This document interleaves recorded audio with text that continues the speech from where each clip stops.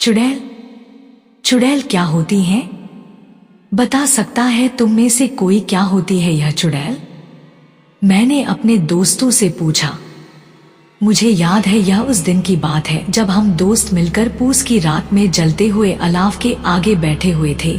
हवा इतनी ठंडी चल रही थी कि हड्डियां तक गल जाए, वो तो उस अलाव का सहारा था जो ठंड का तनिक भी एहसास नहीं होने दे रहा था।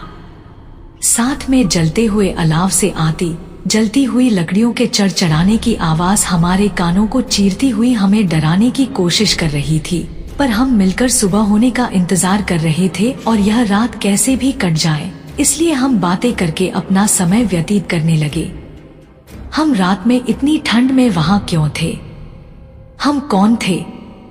जिस जगह पर हम थे वो जगह बेंगलोर मैसूर हाईवे पर थी, बिल्कुल सुनसान अनजानी सी हाईवे के साथ मुख्य सड़क से बिल्कुल सटी हुई, लेकिन सड़क पर वाहनों की आवाजाही शून्य थी। फिर हम यहाँ पहुँचे कैसे?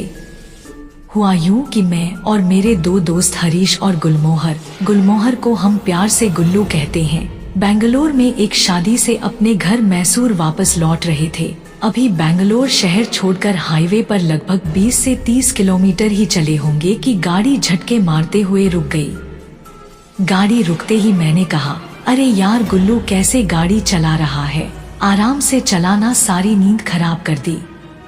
गुल्लू बोला, ले तू चला ले, आ चला अब। फिर मैंने कहा, अब नाराज क्यों होता है, चल उतर कर देखते हैं क्या हुआ। पता नहीं यार, ऐसा लगा कि कोई हवा का झोंका गाड़ी से आके टकराया हो, इसलिए हड़बड़ी में गाड़ी रोक दी, गुल्लू ने कहा। फिर हम तीनों गाड़ी से उतरे, देखा इंजन गर्म हो चुका है, बोनट से धुआं बाहर आ रहा है। हरीश ने कहा, रुको मैं अभी आया 5 मिनट में। मैं और गुल्लू बोनट खोलकर गाड़ी देख ही रहे थे, तभी हरीश ने डिग्गी में से पानी की बोतल निकली और बोला, ये लो ठंडी करो गाड़ी को। हरीश की आवाज बैठी हुई और भर्राई सी थी। ये उसकी बचपन की समस्या थी। उसी ने बताया था कि बचपन में होली वाले दिन किसी ने मजाक में मिठाई में गुलाल मिलाकर खिला दिया था, तब से उसकी आवाज बैठी हुई भर्राई सी हो गई थी। कोई पहली बार सुने तो डर जाए। खैर हमें तो आदत थी उसकी आवाज सुनने की, फिर भी उस दिन उसकी आवाज सुनकर गुल्लू कुछ कांप सा गया। हमने इंजन ठंडा किया और गाड़ी में बैठ गए। गुल्लू ने चाबी मुझे पकड़ा दी, ये बोलकर कि अब खुद चला इसको, वो भी पूरे आराम से। मैंने गाड़ी स्टार्ट की और हम अपनी मंजिल की ओर चल दिए, भी मेरी नजर पेट्रोल के कांटे पर पड़ी। फिर मैंने बोला, ओए गुल्लू, पेट्रोल खत्म होने वाला है, इतने से पेट्रोल से हम मैसूर कैसे पहुँचेंगे? उसने कहा, अरे पहुँच जाएंगे, रास्ते में भरवा लेंगे। सड़क पर बहुत अंधेरा था, गाड़ी चलाना मुश्किल हो रहा था। पूस की रात थी तो धुंध भी हो रही थी। आगे जागे हाईवे 2 हिस्सों में बट गया। मैंने पूछा, गुल्लू कौन सा रास्ता पकड़ना है? वो देख, उस पर लिखा है मैसूर बाईपास, उस पर ले ले, पेट्रोल भी कम है, जल्दी पहुंच जाएंगे। दूसरे रास्ते पर बहुत भीड़ है, सब दूसरे रास्ते से ही जा रहे हैं, हम शॉर्टकट चलते हैं, हरीश ने कहा। मैंने कहा, देख ले भाई, कोई नहीं जा रहा है वहां से, कहीं कोई मुसीबत ना आ जाए है। मैंने कहा, देख ले भाई, कोई नहीं जा रहा है वहां से, कहीं कोई मुसीबत ना आ जाए। गुल्लू हंसने लगा, बोला, अरे कोई भूत प्रेत नहीं आएगा, क्यों डरता? हरीश है ना अपने साथ, इसकी आवाज से अच्छे अच्छे भूत प्रेत डर कर भाग जाएंगे। और फिर हम तीनों जोर से हंसने लगे और मैंने गाड़ी बाईपास की तरफ मोड़ ली। अभी कुछ 10-20 किलोमीटर ही चले होंगे कि गाड़ी फिर झटके मार कर रुक गई। गुल्लू बोला, अब क्या हुआ? चलाना आराम से। मैंने बोला, होना क्या है, पेट्रोल खत्म, ये हरीश के काम ऐसे ही होते हैं, इसको बोला था पेट्रोल डलवा कर लाना गाड़ी में, ऐसे ही ले आया होगा। हरीश अपनी बैठी हुई भर्राई सी आवाज में बोला, अरे देर हो रही थी इसलिए जैसी थी वैसी ले आया, अब उतरो नीचे और धक्का लगाओ, देखते हैं आगे कोई पेट्रोल पंप मिल जाए तो। अब हम में से बारी बारी एक आदमी स्टीयरिंग पर बैठता और बाकी दोनों धक्का लगाते। ऐसे चलते चलते हमने देखा कि सड़क के बीचों बीच एक बहुत विशालकाय बरगद का पेड़ है। वो सड़क के बिल्कुल बीच में है और उसके चारों तरफ बड़ा सा चबूतरा बना रखा है। वहीं से बगल से एक संकरा सा रास्ता दे रखा है जिसमें से बमुश्किल एक बार में एक गाड़ी निकल पाए। बरगद की बड़ी बड़ी लताएं नीचे लटकती हुई किसी के होने का एहसास करा रही थी। डर से हम तीनों के होश उड़ रहे थे। जैसे जैसे हम उस बरगद के पेड़ की तरफ बढ़ रहे थे, हमारी धड़कनें बढ़ती जा रही थी। यूं लग रहा था कि वो पेड़ हमें ही देख रहा है और हमारी ओर बढ़ा चला आ रहा है। ऐसा लग रहा था कि मानो उस पर लताएं नहीं, कई सारे कटे हुए पैर लटक रहे हैं। हम सहमे सहमे से आगे बढ़ते गए और हमारे दिमाग में ये बात भी चल रही थी कि ये पेड़ सड़क के बीचों बीच क्यों है। सड़क बनाते समय इसको हटाया क्यों नहीं गया। खैर, अब हम बिल्कुल पेड़ के बगल से गुजर रहे थे। सहसा ही मेरी दृष्टि पेड़ के चबूतरे पर रखी भगवान की तस्वीरों पर पड़ी और सब समझ आ गया कि जरूर ये पेड़ भूतिया पेड़ होगा, इसलिए इसको काट नहीं पाए और लोगों ने खुद को बचाने के लिए पेड़ को लाल डोरे से बांध दिया था, भगवान की तस्वीर रख दी थी। शायद तभी वो पेड़ हमें सिर्फ घूर कर देखता रह गया, कुछ कर नहीं पाया। भी पेड़ के तने पर कुछ अक्षर उभरे हुए थे। शायद वहाँ की स्थानीय भाषा में कुछ लिखा था जो मुझे समझ नहीं आ रहा था, लेकिन अक्षरों की वो आकृति मेरे दिमाग में बैठ चुकी थी। हम थोड़ा और आगे बढ़े तो एक उजड़ी हुई वीरान बस्ती दिखाई थी। ऐसा लग रहा था जैसे हम किसी कब्रिस्तान से गुजर रहे हो। रात का सन्नाटा, सुनसान सड़क, सिर्फ हम तीन दोस्त। पूस की ठंडी रात में भी हमारे पसीने छूट रहे थे। यहाँ भी हर जगह वही अक्षर आकृतियां बनी हुई थी। और एक बात और, काफी देर से हमें एक अजीब सी गंध का एहसास हो रहा था। पता नहीं क्या था वो सब। ऐसे ही चलते चलते हम काफी दूर आ चुके थे। लगभग 4-5 किलोमीटर धक्का लगाने के बाद हम तीनों थक चुके थे। हमने सोचा गाड़ी में बैठकर आराम करते हैं और तीनों गाड़ी में बैठ गए। ठंड बहुत थी, पूरी गाड़ी बंद करने के बाद भी कपकपी नहीं रुक रही थी। तभी हरीश बोला, चलो बाहर अलाव जलाकर आग सेंकते हैं, ऐसे तो गाड़ी में कुल्फी जम जाएगी हमारी।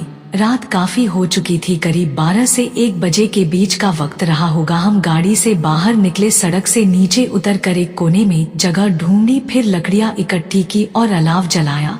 गुल्लू ने अपने लाइटर से 2-4 बूंद पेट्रोल लकड़ियों पर डाला और उसी लाइटर से आग लगा दी और हम आग सेंकने लगे और हमने गप्पे मारना शुरू कर दिया। वही थोड़ी दूरी पर एक टूटी हुई दीवार थी, उसका दरवाजा भी अब जर्जर हो चुका था। धुंध बहुत थी तो कुछ साफ दिख नहीं रहा था। दीवार पर वहीं की लोकल भाषा में कुछ लिखा था। मैंने गुल्लू को बोला, क्या लिखा है, पढ़ना जरा। गुल्लू वहाँ की लोकल भाषा जानता था। उसने पढ़ने का प्रयास किया। ना ना ना ब अरे छोड़ो ना, हमें क्या करना है, कुछ भी लिखा हो। एक तो धुंध, ऊपर से दीवार पर जमी धूल, कुछ समझ नहीं आ रहा, गुल्लू बोला। और फिर हमारा पूरा ध्यान अलाव पर था। उससे अच्छी गर्मी मिल रही थी, ठंड का आभास खत्म हो चुका था। हमने काफी लकड़ियां जोड़ ली थी जलाने के लिए, इससे आग काफी तेज थी। हम बातें कर ही रहे थे, तभी मेरे दिमाग में एक जिज्ञासा जागी। मैंने सोचा, चलो पूछता हूँ, चुड़ैल क्या होती है? बता सकता है तुम में से कोई क्या होती है यह चुड़ैल? मैंने अपने दोस्तों से पूछा। दोनों एकदम सन्न रह गए, जैसे मैंने पता नहीं क्या पूछ लिया। फिर हरीश बोला, अभी थोड़ी देर पहले तो डर रहा था, अब चुड़ैल के बारे में जानना चाहता है। हाँ तो क्या हुआ? उसके बारे में बात करने से क्या वो यहाँ प्रकट हो जाएगी? डर तो अब तुम रहे हो, मैंने कहा। हरीश बोला, सुनो मैं बताता हूँ चुड़ैल के बारे में। मैंने बहुत सुना है। और वो अपनी भर्राती हुई डरावनी सी आवाज में लगा सुनाने चुड़ैल के किस्से। तभी गुल्लू बोला, अच्छा पहले ये बता, ये चुड़ैल पैदा होती हैं या बाद में बनती हैं? हरीश ने बताया, देखो चुड़ैल कभी पैदा नहीं होती हैं, ये तो मरने के बाद चुड़ैल बनती हैं। मैंने पूछा, कैसे? हरीश बोला, कहा ये जाता है कि जब कोई गर्भवती महिला दिवाली की 5वें दिन प्रसव पीड़ा में अप्राकृतिक मौत के कारण मर जाए तो वो बाद में चुड़ैल बन जाती हैं। चुड़ैल दिखने में बहुत ही डरावनी होती हैं, उनके पैर उल्टे होते हैं, उनके चेहरे पर मौत का खौफ दिखता है, बाल उलझे से बिखरे हुए, थोड़ी नुकीली लंबी सी होती हैं, चेहरे पर झुर्रियां छाई रहती हैं। ये कोई भी रूप धारण कर लेती हैं। स्त्री पुरुष कोई भी ये किसी की भी आवाज निकाल कर तुम्हें बहला सकती है। ऐसा सुना है कि रात में ये दरवाजे पर दस्तक देती है, तुम्हारे किसी चहेते की आवाज इस तरह निकाल कर पुकारती है कि जैसी वो किसी मुसीबत में हो और तुम झट से दरवाजा खोल दोगे और ऐसा करते ही तुम्हारी मौत हो जाएगी। ये पुरुषों को सुंदर महिला बनकर लुभाती हैं और उनका खून चूसकर अपनी उम्र को बढ़ाती हैं। इतने में गुल्लू बोला कि डायन भी तो यही करती हैं, पुरुषों को अपने वश में करती हैं। तो क्या डायन और चुड़ैल एक ही चीज है? हरीश बोला, अरे नहीं, चुड़ैल और डायन में अंतर होता है। चुड़ैल तो मैंने जैसे बताया कि मरने के बाद बनती है, पर डायन जो होती है वो एक जिंदा स्त्री होती है। वो अपने तंत्र मंत्र काले जादू से पुरुषों को अपने वश में करती है। इसलिए तुमने सुना भी होगा कि कई जगह एक औरत को जलाकर कर मार दिया क्योंकि वो एक डायन थी। पर चुड़ैल को मारने की बात नहीं सुनी होगी तुमने, क्योंकि उसको कौन मरेगा, वो तो पहले ही मरी हुई है। तो क्या चुड़ैल को खत्म नहीं किया जा सकता है? मैंने पूछा। गुल्लू बोला, मैंने सुना है कि अगर चुड़ैल के पेट को काटकर उसके बच्चे को उससे अलग करके बरगद के नीचे दफना दे तो चुड़ैल की शक्ति खत्म हो जाती है और सदा के लिए शांत हो जाती है। फिर हरीश ने अपनी बात आगे बढ़ाई। उसने बताया कि उसकी दादी माँ ने बचपन में उसे एक चुड़ैल का किस्सा सुनाया था। करीब 100-150 साल पुराना किस्सा होगा। नालेबा का दादी माँ ऐसा बताती थी। तुम लोग सुनना चाहोगे नालेबा की कहानी? मैंने पूछा, ये नालेबा क्या बला है? गुल्लू बोला, अरे कुछ नहीं, ये यहाँ की लोकल भाषा का शब्द है जिसका हिंदी में अर्थ होता है कलाना। अच्छा, कहकर मैंने कहा, सुनाओ सुनाओ। गुल्लू बोला, कहीं तुम वो श्रद्धा कपूर की फिल्म स्त्री कलाना की कहानी तो नहीं सुनाने वाले जिसमें चुड़ैल को कहते हैं कलाना? हरीश बोला, अरे नहीं यार, उल्टे वो फिल्म इस कहानी से प्रेरित होकर बनी है और फिर मेरी कहानी तो उसके उलट है, एकदम उलट। वो कैसे? मैंने पूछा। हरीश बोला, सुनोगे तो पता चलेगा तुम्हें, पहले सुन तो लो। ये एक गांव की कहानी है। बेंगलोर के पास एक गांव था, बहुत बड़ा नहीं, छोटा सा ही रहा होगा। गांव में एक परिवार था। उस परिवार में एक बहुत ही सुंदर स्त्री थी जो कि गर्भवती थी। गांव के बाहर एक बरगद का पेड़ था, उससे कुछ दूरी पर सड़क किनारे बहुत सारे छोटे छोटे कब्रिस्तान बने हुए थे और दूर एक बड़ा कब्रिस्तान भी था। मैंने पूछा, बहुत सारे कब्रिस्तान क्यों? और क्या वो मुर्दों को जलाते नहीं थे? नहीं, उस गांव की अपनी एक परंपरा थी जिसमें मरने वाले की आधे शरीर को, मतलब धड़ से नीचे वाले हिस्से को जलाया जाता था और ऊपर वाले हिस्से को दफनाया जाता था। और एक व्यक्ति को दफनाने के बाद कब्रिस्तान की दीवार पर लिख दिया जाता था, नालेबा मतलब कलाना। गुल्लू बोला, ऐसा क्यों भाई? एक कब्रिस्तान में एक मुर्दा क्यों और नालेबा क्यों लिखते थे?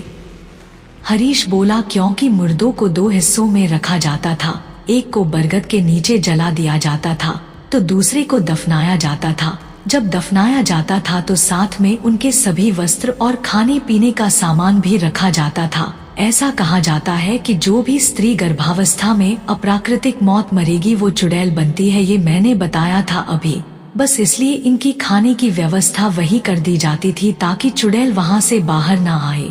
यदि कोई इन्हें देख ले तो चुड़ैल उसको मार डालेगी, इसलिए कब्रिस्तान के बाहर नालेबा लिखवा दिया जाता था ताकि कोई भूल से भी अंदर ना चले जाए। और क्या उसका खाना कभी खत्म नहीं होता था क्या? कौन देता था खाना? और क्या चुड़ैल नहीं खाती थी उनको? गुल्लू ने उत्सुकता से पूछा। हरीश बोला, एक साथ इतने प्रश्न, सबका जवाब देता हूँ। जब भी खाना खत्म होता तो उसके परिवार का ही कोई सदस्य वहाँ भेड़ बकरियां बांधकर आता था। वो दिन में ही जाता था और सूरज छिपने से पहले वापस आ जाता था। मैंने कहा, दिन में चुड़ैल नहीं आती क्या? हरीश बोला, हाँ भाई, चुड़ैल सूरज की रोशनी सहन नहीं कर सकती है, इसलिए वो रात में ही बाहर आती है।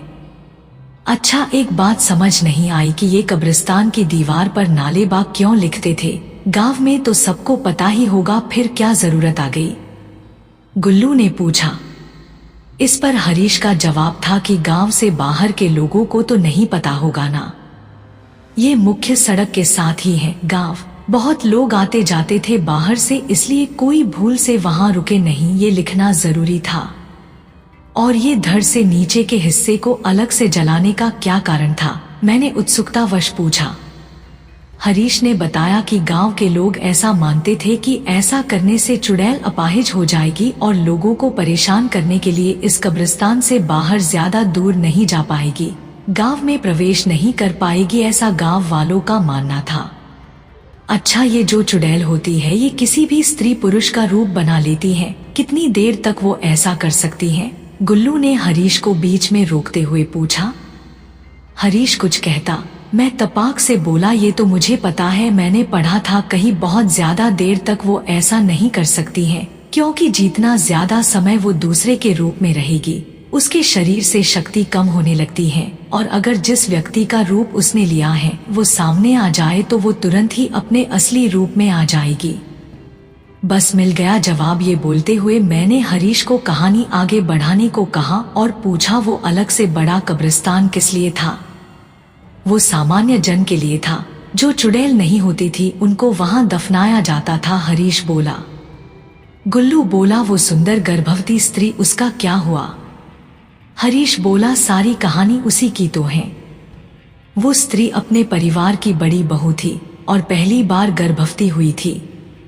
उसको अपने भेड़ बकरियों से बहुत प्यार था। उसके पास एक बकरी का मेमना था जिसको वो भोली कहकर पुकारती थी। उसको उससे बहुत लगाव था। एक क्षण के लिए भी वो उसकी आंखों से ओझल होता था तो वो खाना पीना छोड़कर उसी को ढूंढा करती। जब तक वो मिल नहीं जाता कुछ खाती पीती भी नहीं थी। पूरा दिन घर में काम करती थी, शाम को अपनी भेड़ बकरियों को चराने के लिए जंगल ले जाया करती थी। बेचारी घर में भी अकेली ही सारा काम करती थी, फिर भी उसके घर वाले उसे ताना मारा करते थे। वो कुछ ना कहती थी, चुपचाप सारा दिन काम में लगी रहती थी। वो बहुत परेशान थी। भोली ही एकमात्र सहारा थी उसका, उसी से अपने सुख दुख की बतला लेती थी। एक दिन वो जंगल से अपनी भेड़ बकरियों को लेकर वापस घर आ रही थी। शाम का समय था, सूरज छिप चुका था। भोली भी उसके साथ थी। अचानक भोली उसके हाथों में से कूदकर भाग गई। वो भोली के पीछे दौड़ी। उसने देखा भोली कब्रिस्तान में चली गई है।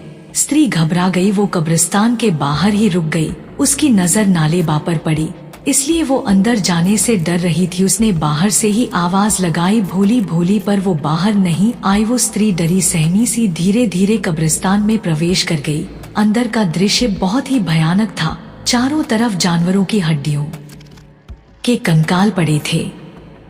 वो थोड़ा और आगे बढ़ी। धीरे धीरे अपने डर को खुद में समेटते हुए उसने कांपते होठों से आवाज लगाई, भोली भोली, और अपनी नजरें इधर उधर घुमाई। तभी अचानक उसकी नजर एक औरत पर पड़ी जिसने काले वस्त्र पहने हुए थे। बिखरे हुए बाल थे उसके, चारों ओर खून बह रहा था। वो वहां जमीन पर बैठी हुई कुछ खा रही थी। उसके चबाने की आवाज गूंज रही थी। वह स्त्री उसको देखकर बहुत ज्यादा सहम गई थी।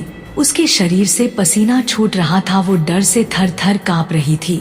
फिर भी उसने डरते डरते आवाज दी, भोली भोली। उसकी आवाज सुनते ही उस भयानक सी दिखने वाली महिला ने चबाते चबाते वहीं बैठे बैठे बिना धड़ घुमाए उसकी ओर अपना पूरा सर घुमा दिया। अब वह उस स्त्री को वहीं बैठे बैठे अपनी लौफनाक आंखों से घूर रही थी और उसके हाथ में थी भोली जिसे वो चबा चबा कर खा रही थी। उस गर्भवती स्त्री ने जब ये मंजर देखा तो उससे रहा नहीं गया और वो अपनी भोली को उससे छीनने के लिए उसकी तरफ भागी। इससे पहले कि वो कुछ कर पाती, उस भयानक लौफनाक चुड़ैल ने उस स्त्री को जोर से धक्का दिया। वो स्त्री दूर जाकर जोर से जमीन पर गिरी। उसके पेट में जो बच्चा था उसने तुरंत ही दम तोड़ दिया। जैसे ही उस स्त्री को इसका आभास हुआ उसने भी तुरंत ही अपने प्राण त्याग दिए और अब उस स्त्री के मृत शरीर में उस चुड़ैल ने प्रवेश कर लिया। अब वो चुड़ैल शक्तिशाली हो चुकी थी क्योंकि अब कब्रिस्तान के बाहर जा सकती थी, गांव में भी प्रवेश कर सकती थी क्योंकि उसे अब पूरा शरीर मिल चुका था चलने फिरने के लिए। धीरे धीरे उस चुड़ैल का आतंक बढ़ता गया। उसने सभी कब्रिस्तान की चुड़ैलों को भी खुद में मिला लिया और उसकी शक्ति बहुत अधिक बढ़ चुकी थी। गांव की स्थिति खराब होने लगी थी। आलम ये था, जो भी पुरुष अकेला सोता था वो अगली सुबह अपने बिस्तर से गायब मिलता था। कुछ घटनाएं तो ऐसी हुई कि चुड़ैल रात में जाती आवाज लगाती, जो भी पुरुष दरवाजा खोलता उसको साथ लेकर हवा बन गायब हो जाती। धीरे धीरे गांव में पुरुषों की संख्या कम होने लगी। फिर लोगों ने इसका उपाय ढूंढने की कोशिश की और इसका उनको वही एक उपाय सूझा जो उन्होंने कब्रिस्तान के लिए सोचा था, और वह उपाय था कि सबने अपने दरवाजों पर लाल स्याही से लिख दिया था नालेबा अर्थात कलाना। ऐसा करने से यह फायदा हुआ कि जब भी चुड़ैल किसी के घर आती और उसके घर के बाहर ही नालेबा लिखा हुआ पाती तो वापस चली जाती, और फिर अगले दिन आती और फिर वही नालेबा लिखा पाती और वापस चली जाती है। इस तरह यह क्रम चलता रहता और लोग अपने घर में सुरक्षित रहते हैं। परंतु ऐसा करने से उनकी दिनचर्या पर असर पड़ने लगा। वो डरे सहमे से रहने लगे। घर से बाहर निकलना उनके लिए दूभर था। रात को उन्हें किसी भी कार्य के लिए बाहर जाना हो तो वह नहीं जा सकते थे। धीरे धीरे सभी लोगों ने उस गांव से पलायन शुरू कर दिया और वह गांव धीरे धीरे खाली हो गया। कहते हैं कि वो गांव अभी भी है और वह चुड़ैल भी अभी भी है। उस चुड़ैल का दायरा बहुत बढ़ चुका है। वह आते जाते लोगों को परेशान करती है, उन्हें डराती है और पुरुषों को तो वह अपने साथ लेकर गायब हो जाती है। अब वह चुड़ैल सिर्फ कुछ कब्रिस्तान या गांव तक सीमित नहीं है, बल्कि उस गांव से लगी हुई मुख्य सड़क पर वह सुनसान रातों में भटकती रहती है और अपने शिकार की तलाश में लोगों को उस कब्रिस्तान तक लेकर आती है। वह कोई भी रूप धारण कर सकती है। वह किसी स्त्री का या किसी पुरुष का जिस प्रकार संभव हो उसी रूप में लोगों को अपने पास लेकर आती है और उनका भक्षण करती है। ऐसा करने से उसकी शक्ति और ज्यादा बढ़ जाती है। अब वह सिर्फ जानवर भेड़ बकरियां नहीं खाती, बल्कि अब वह इंसानों को खाती है। कहते हैं कि वह खंडहर हो चुका गांव, कब्रिस्तान और चुड़ैल का साया अभी भी बेंगलोर मैसूर हाईवे पर मौजूद है। सरकार ने उस गांव से निकलने वाली सड़क का कायाकल्प किया, उसको नए सिरे से बनाया। फिर भी कोई भी वाहन वहां से नहीं गुजरता है, क्योंकि वहां पर चुड़ैल का साया है। चुड़ैल का साया पूरे हाईवे पर पाया जाता है, लेकिन उस गांव के नजदीक उसकी दहशत बहुत ज्यादा है, इसलिए कोई भी उस शॉर्टकट रास्ते में दाखिल होने की हिम्मत नहीं करता है। अचानक हमें ठंड का एहसास होने लगा। हमारा शरीर कांप रहा था। तभी मेरी नजर अलाव पर गई। मैंने देखा अलाव बुझने वाला था। फिर मैंने अपने साथियों से कहा कि यह अलाव बुझने वाला है, चलो और लकड़ियां लाते हैं ताकि हम ठंड में आराम से बैठकर अलाव की तपश ले सकें। हरीश ने कहा कि मुझे मालूम है लकड़ियां कहाँ मिलेंगे, मैं अभी आया। यह कहकर वो आगे की तरफ बढ़ गया, वही उस दीवार की ओर जहाँ कुछ धुंधला सा लिखा हुआ था जिसे हम पढ़ नहीं पा रहे थे। पीछे पीछे गुल्लू भी लकड़ी लेने उसके पीछे गया। मैं भी उनके साथ हो लिया।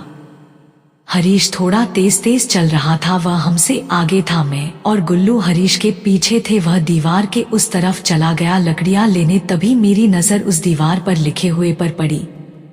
मैंने गुल्लू को कहा, अब पढ़ो, हम इसके काफी नजदीक है, अब समझ आ जाएगा कि क्या लिखा है। गुल्लू ने थोड़ा ध्यान लगाया, जमी हुई धूल को हाथों से झाड़ा और उसको पढ़ने की कोशिश की। उसको पढ़ते ही गुल्लू की जुबान जैसे हलक में अटक गई हो। ऐसा लगा वह कुछ बताना चाह रहा था पर बोल नहीं पा रहा था। मैंने गुल्लू को झिंझोड़ा और पूछा, क्या हुआ, ऐसा क्या लिखा है इसमें? वह घबराते हुए अटकते अटकते बोला, नालेबा। और मेरी नजर उस लिखे हुए पर पड़ी। मुझे वह पढ़ना तो नहीं आता था, परंतु उसे देखकर ऐसा लगा कि अक्षरों की इन आकृतियों को मैंने पहले भी कहीं देखा है। मैंने अपने दिमाग पर जोर दिया तो मुझे याद आया, अभी जब हम गाड़ी को धक्का लगाते हुए आ रहे थे, दो रास्ते में जो बरगद का पेड़ था उस पर भी ऐसा ही कुछ लिखा था। साथ में हमें जो खंडहर वीरान गांव मिला था वहां भी दरवाजों पर इसी तरह के अक्षरों की आकृतियां बनी हुई थी। फिर मुझे यह समझने में जरा भी देर न लगी कि अब हम तीनों बुरी तरह से फंस चुके हैं और उस चुड़ैल के साए में हम बुरी तरह से फंस चुके हैं। अब वह चुड़ैल अपने चंगुल से हमें बचकर जाने नहीं देगी। मैं और गुल्लू हरीश को आवाज देने लगे, जल्दी निकलो यहाँ से, हम फंस चुके हैं। और यह कहते हुए हम अपनी गाड़ी की ओर भागे, परंतु अंदर से कोई जवाब नहीं मिला। हरीश शायद लकड़ियां ढूंढने आगे निकल चुका था। जब हम वापस गाड़ी के पास आए तो क्या देखते हैं कि हरीश गाड़ी में पेट्रोल डाल रहा है। हाथ में पेट्रोल से भरी कैन लेकर गाड़ी में पेट्रोल डालता जा रहा है और हम पर चिल्ला रहा है कि क्या यार, तुम मुझे वहाँ कहाँ अकेला छोड़ गए? मैंने तुमसे कहा था ना कि अभी 5 मिनट में आता हूँ। जब गाड़ी रुकी थी तो मैंने पेट्रोल के कांटे की तरफ देखा था। मुझे पता चल गया था कि गाड़ी में पेट्रोल खत्म होने वाला है, ज्यादा देर तक नहीं चलेगी। वही पीछे ही पेट्रोल पंप दिख गया था मुझको, इसलिए डिग्गी में से कैन लेकर पेट्रोल लेने चला गया था और कहकर भी गया था ना कि अभी 5 मिनट में आता हूँ। फिर तुम वहाँ मुझे अकेला छोड़कर चले आए। हरीश बिना रुके एक ही सांस में बोले जा रहा था और हम दोनों उसको डौफसदा आंखों से देखे जा रहे थे कि ये हो क्या रहा है। हरीश बोलता ही जा रहा था, कितनी मुश्किलों से तुम्हें ढूंढना है, तुम्हारा किसी का फोन भी नहीं लग रहा था, कब से पैदल चल रहा हूँ। एक व्यक्ति से लिफ्ट मांगी थी, फिर बाईपास के नजदीक आकर वहाँ कुछ लोगों से पूछा, गाड़ी का नंबर बताया कि इस नंबर की गाड़ी किस तरफ गई है। उन्होंने बताया कि बाईपास पर गई है। मैंने जिससे लिफ्ट ली थी उससे बाईपास पर जाने से मना कर दिया, बोला कि मुझे नहीं मरना वहाँ जाकर, ये कहकर उसने बाईपास के पास छोड़ दिया। मैं तब से यहाँ तुम्हें ढूंढता हुआ पैदल पैदल आ रहा हूँ। उसने पेट्रोल टैंक बंद किया और कैन को डिग्गी में रखा और बोला, अब ऐसे देख क्या रहे हो, चलो बैठो गाड़ी में, घर नहीं चलना क्या।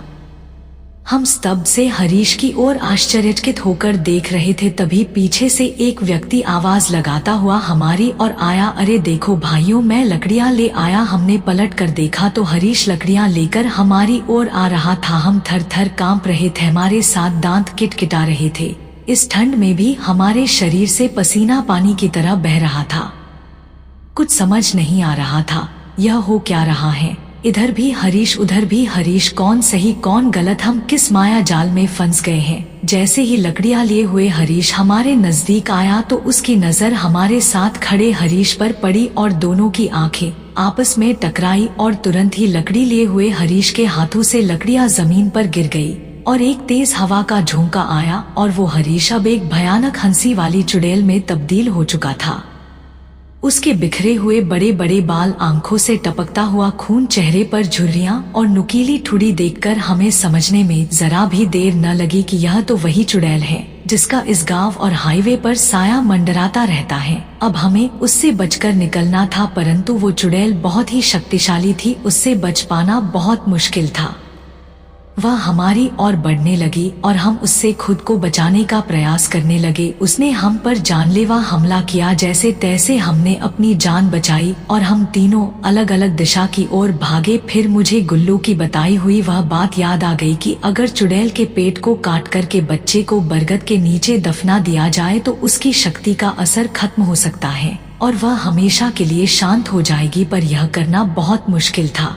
इसके लिए हमें कब्रिस्तान के अंदर जाना था और उस स्त्री के पेट को काटकर वहां से बच्चे को निकालकर दूर उस बरगद के नीचे दफनाना था। यह कार्य बहुत कठिन था। चुड़ैल हमें ढूंढ रही थी और हम उससे छिपते हुए कब्रिस्तान में प्रवेश कर गए। वहां हमने उस महिला की लाश को देखा, वह लगभग गल चुकी थी और उसमें कंकाल के अलावा कुछ नहीं बचा था। हमने देखा उसके पेट वाले हिस्से पर छोटा सा कंकाल है, वह निश्चित ही उसका मरा हुआ बच्चा होगा। हमने उसे उठा लिया। उसके बच्चे को उठाते ही वह चुड़ैल बहुत ही विकराल हो गई और भयानक तरीके से हम पर हमले करने लगी। हम उसके हमले से बचने का लगातार प्रयास करते रहे और बचते बचाते जैसे तैसे डरते हुए हम बरगद के नीचे पहुँचे और बरगद के पास जाकर हमने तुरंत उसके बच्चे को दफनाने का प्रयास किया, परंतु बरगद पर लटक रहे कटे हुए पैर हमारे काम में बाधा बन रहे थे और वह हमें लगातार परेशान कर रहे थे और हमें यह काम नहीं करने दे रहे थे। फिर मैंने हनुमान चालीसा का पाठ शुरू किया और हनुमान चालीसा के असर से कटे हुए पैर शांत हो गए। गुल्लू ने फटाफट गड्ढा खोदा और हरीश ने उसे दफना दिया। उसके दफन होते ही एक भयानक चीख हमें सुनाई दी और देखा हवा में चारों तरफ चुड़ैलें मंडराने लगी।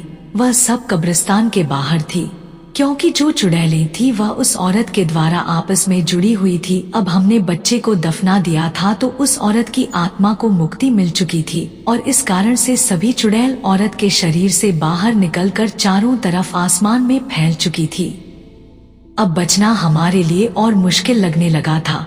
हम सबको काफी चोटें आ चुकी थी, हम लहूलुहान हो चुके थे। अब तो सिर्फ वहां से भागकर ही जान बचाई जा सकती थी, परंतु भागकर भी कैसे, क्या तरीका हो भागने का, हमने सोचा।